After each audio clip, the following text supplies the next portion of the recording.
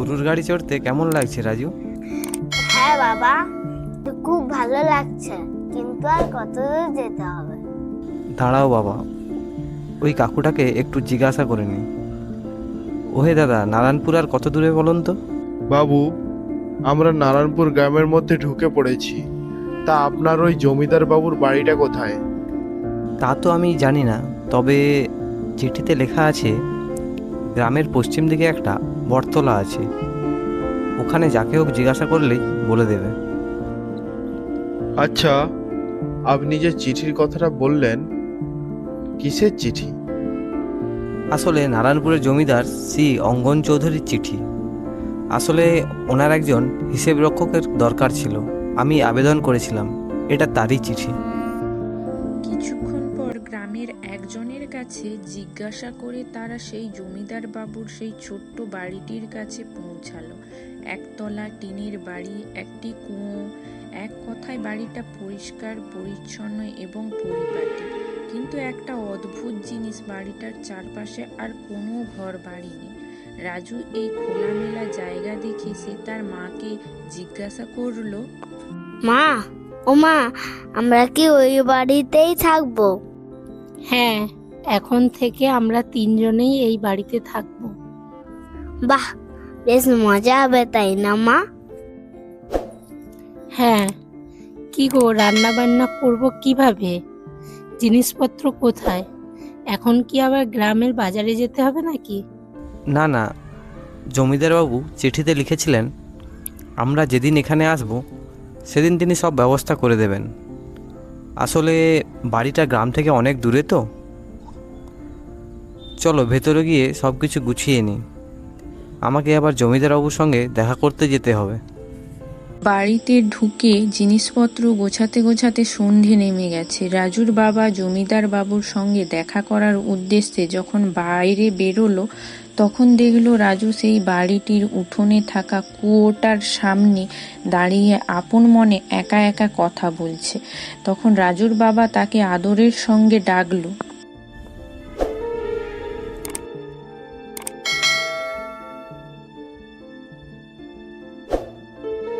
রাজু, তুমি এখানে একা একা কি করছো? রাজু তার বাবার দিকে ঘুরে বলল, বাবা, ও বাবা, দেখো না, কে বলছি কুয়া উপর থেকে নেমে আসতে, কিন্তু কিছুতেই আসছে না। কাকে বলছো? কে আছে কুয়োর ওপরে? ওই তো দেখো না। রাজুর বাবা ভাবলো রাজু নির্ঘাত অপর্ণার কথা মনে করছে। শহরে তাদের বাড়ির পাশে অপর্ণা নামে একটি মেয়ে সঙ্গে রাজু খেলা করত। রাজু যাও, তুমি এখন যাও, তোমার মায়ের কাছে যাও, আমি জমিদারবাবুর কাছে যাচ্ছি, একদম দুষ্টুমি করবে না কিন্তু। এরপর তিনি জমিদার বাবুর বাড়ির দিকে রওনা দিলেন।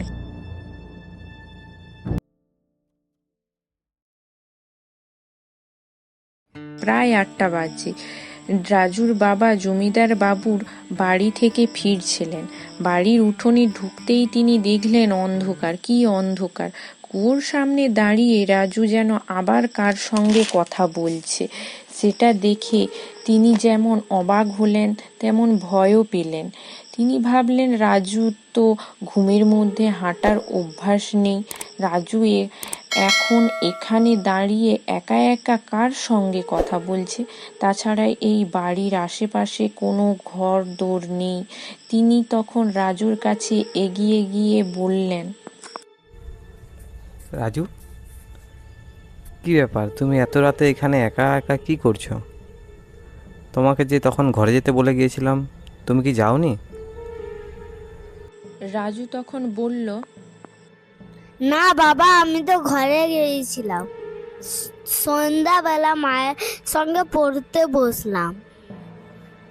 মা যখন ঘুমিয়ে পড়েছে তখন শুনলাম কে যেন বাইরে থেকে আমাকে ডাকছে। বাইরে এসে দেখি ওই ওপরে বসে আছে। তার দিকে তাকিয়ে রাজু যেন কাউকে দেখতে গেল। কি হলো, কোথায় গেল? এখানেই তো ছিল। বাবু, তুমি মনে হয় স্বপ্ন দেখছিলে। আশেপাশে তো কোথাও কোনো বাড়ি নেই, এখন কে আসবে? এখন চলো ভেতরে চলো, ঘুমিয়ে পড়বে চলো।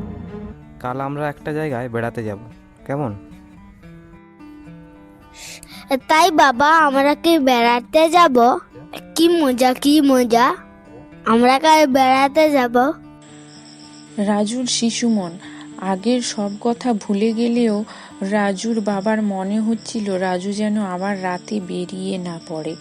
তাই বাড়ির সমস্ত দরজা জানালা বন্ধ করে দিয়ে তারা ঘুমিয়ে পড়ল। তবে সারাটা রাত রাজুর নাম ধরে কেউ যেন ডাকতে লাগলো বাড়ির সামনে সেই কুয়োটার ভিতর থেকে।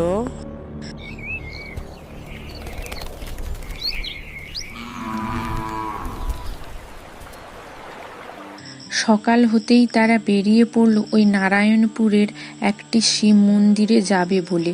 ওই অজপাড়া গায়ের রাস্তার মধ্যে দিয়ে যাওয়ার সময় রাজু চারিদিকে তাকিয়ে তাকিয়ে দেখছিল এই খেজুর গাছ, এই ছোট্ট খড়ের ছাউনিওয়ালা বাড়ি, এইসব সে কোনোদিনও দেখেনি। হাঁটতে হাঁটতে সে তার বাবাকে জিজ্ঞাসা করলো, আমরা কোথায় বেড়াতে যাচ্ছি বাবা? আমরা এখন কোথায় আছি সেটা বলো দেখি আগে। কেন নারায়ণপুর? বাহ, বেশ মনে আছে তো দেখছি। শোনো তাহলে, আমরা এখন যাচ্ছি নারায়ণপুর গ্রামের সব থেকে বড় শিব মন্দিরে। জানো সেখানে কি আছে? রাজু তার বাবার কথা শুনতে লাগলো। আগের দিন সন্ধ্যাবেলায় এবং রাতে কুয়োর সামনে দাঁড়িয়ে রাজুর কথা বলা একমাত্র তার বাবাই জানে। রাজুর মাকে তিনি কিছুই বলেননি, পাছে ভয় পেয়ে যায় তাই। কিছুক্ষণ পর তারা শিব মন্দিরে এসে পৌঁছালো। মন্দির দেখে রাজু একটু হতাশ হয়ে গেল। তার বাবা বলেছিল এই গাঁয়ের সব থেকে বড় মন্দির, তবে সেখানে একই রকম দেখতে ছোট ছোট 7টা শিব মন্দির। সে মা বাবার সাথে দক্ষিণেশ্বরের মন্দিরে এসে গেছে, সেই মন্দির তো এর থেকে অনেক বড়। যাই হোক, তারা সবাই মন্দিরের সামনে দাঁড়ালো। তারপর তারা যখন মন্দিরে ঢুকতে যাবে তখন একজন বয়স্ক ব্রাহ্মণ তাদের দেখে বললেন, আপনারা কারা? কোথা থেকে আসছেন? তারপর রাজুর বাবা তার পরিচয় দেন আর এও বললেন তারা ওই বাড়িতেই উঠেছেন। আচ্ছা, আপনারা ওই বাড়িতে আছেন? অস্বাভাবিক কিছু দেখেছেন? কি অস্বাভাবিক? কি রকম? কিসের কথা বলছেন আপনি ঠাকুরমশাই? না থাক, আপনারা তো এখন আছেন, পরে না হয় বলবো। আচ্ছা, একটা কাজ করুন, আজ সন্ধ্যায় পুজোর পর আপনি একবার আমার বাড়িতে আসতে পারবেন? দরকার আছে। সে না হয় চলে আসবো, কিন্তু কি দরকার সেটা কি এখন বলবেন?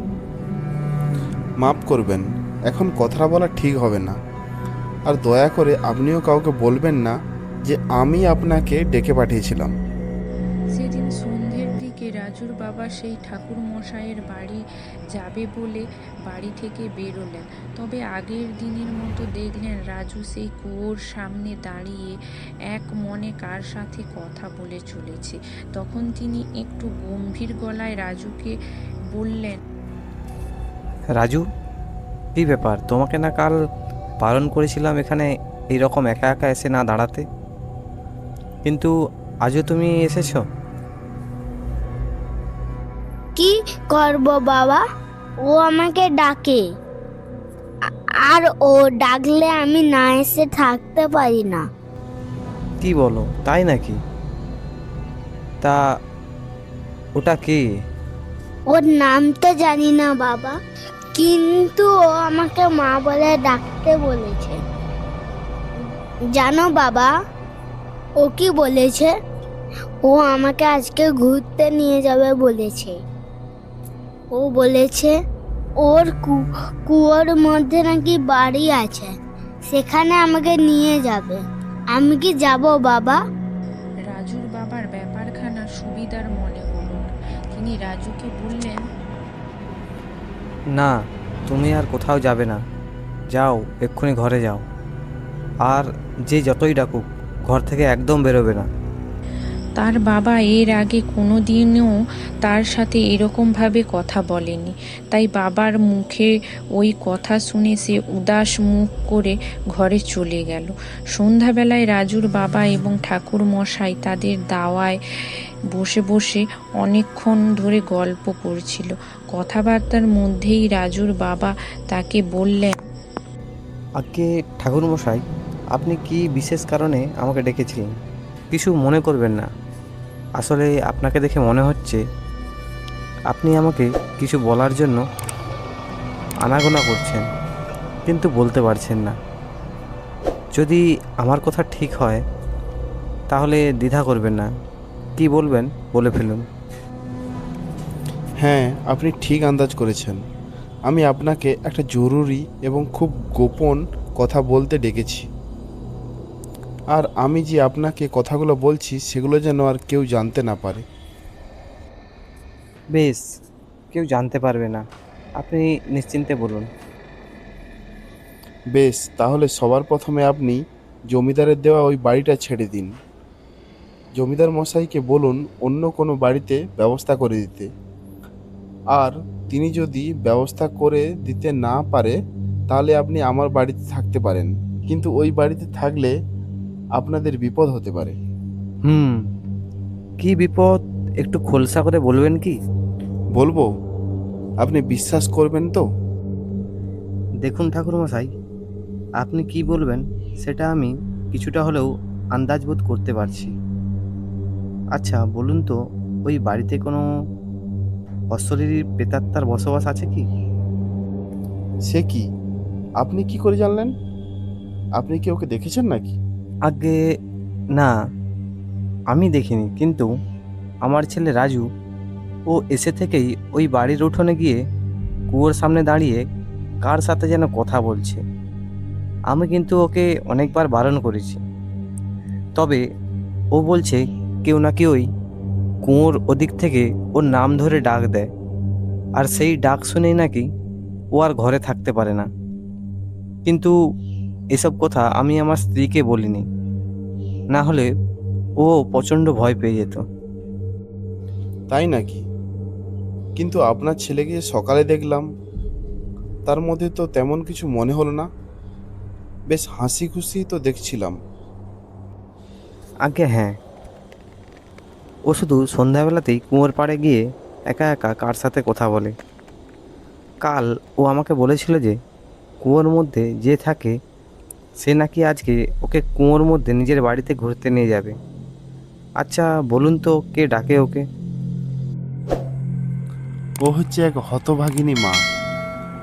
প্রতিদিন সন্ধ্যাবেলায় ওই বাড়ির ওই দিক থেকে ওর মেয়ের উদ্দেশ্যে ডাক দেয়। প্রায় 7-8 বছর আগে ওই বাড়িতে আপনারই মতো একটি পরিবার থাকতো, আর আপনাদেরই মতো সেই পরিবারেও একটি ছোট্ট ছেলে ছিল।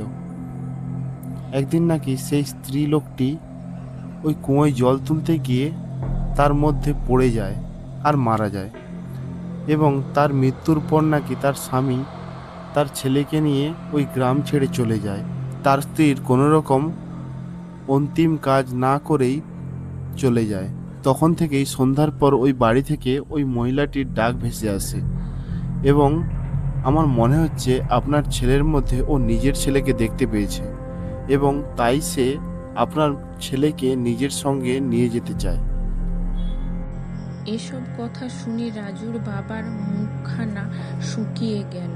তারপর তিনি বললেন, প্রেতাত্মার বসবাস আছে এ কথা জানার সত্ত্বেও জমিদার মশাই আমাকে ওই বাড়িতে থাকতে দিলেন কেন, সেটাই তো বুঝতে পারছি না। আসলে জমিদার বাবুকে গ্রামের অনেকেই কথা বলেছে, কিন্তু তিনি ভূত প্রেতে তো বিশ্বাসই করেন না।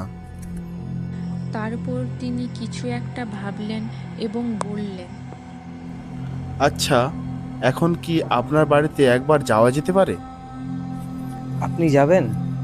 বাহ, চলুন, এখনই চলুন। এরপর রাজুর বাবা এবং ঠাকুর মশাই রাজুদের বাড়ির দিকে রওনা দিলেন। তারা দুজনেই যখন সেই অন্ধকার পথের মধ্য দিয়ে রাজুদের বাড়ির সামনে এলো, তখন তারা দেখল রাজু সেই কুয়োর ওপর অচৈতন্য অবস্থায় কার কোলে যেন শুয়ে আছে। তবে সে যার কোলে শুয়ে আছে তাকে ভালোভাবে দেখা যাচ্ছে না, এবং ওর সামনে একটু দূরে রাজুর মা দাঁড়িয়ে হাউ মাউ করে কাঁদছে। ওগো, তুমি চলে এসেছো? ওই দেখো, আমার রাজুকে নিয়ে চলে যাবে। ও আমার রাজুকে নিয়ে চলে যাবে।